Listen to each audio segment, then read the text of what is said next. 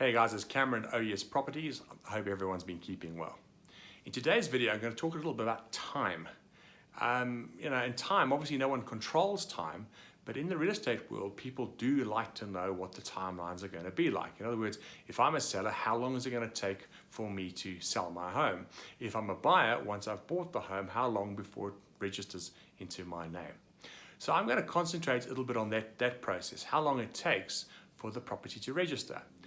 So prior to COVID, we would have said to the majority of buyers and sellers that once a document has been signed, the registration process will probably take anywhere between 2 and 3 months.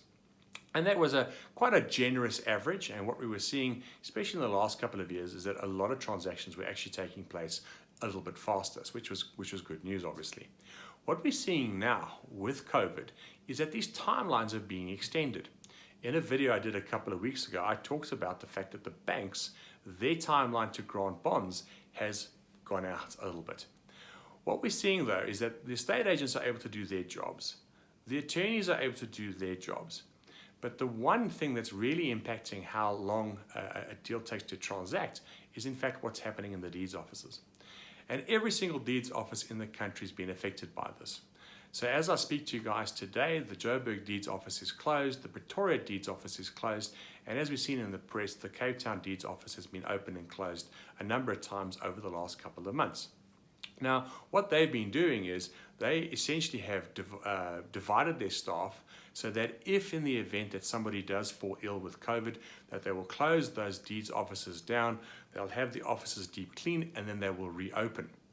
But prior to COVID, once a deal got sent to the deeds office, typically the turnaround time once it was there was around 10 days. Right now, because the guys are working in rotations, effectively what we're seeing is that the average period of time once it lands at the deeds office to registration is 21 days. But that's 21 days as long as nothing goes wrong. And what we're seeing, unfortunately, is that in most of these deeds offices that members of staff are falling ill. And the protocol is if a member of staff is tested positive, they close the offices down, they go and have them deep clean, and then they reopen. The issue here is that we don't know how long those offices are going to be closed for. Effectively, when we've seen turnaround times of around 48 hours, but these could be extended. So right now, a deal has gone through to the deeds office. It's gone through the first examination or whatever the case may or may not be. The deeds office then closes because of contamination. Fortunately, they are pausing those deals. In other words, those deals don't have to then restart from scratch when the deeds office reopens, and the process can then continue on with regards to those 21 days that I've mentioned. But because they've been closed maybe for 2 or 3 days, now you may be looking at 23 or maybe 24 days. However, there is a little problem that does crop up, and the problem is on the clearance certificates. Are those clearance certificates still valid for that period of time? Now, for instance, let's just say that a levy clearance expires in terms of whilst the deeds office has been closed. Effectively, that deal will then be kicked out, and it has to start from scratch with the clearance certificates having to be reapplied for. And that now obviously then delays things even further.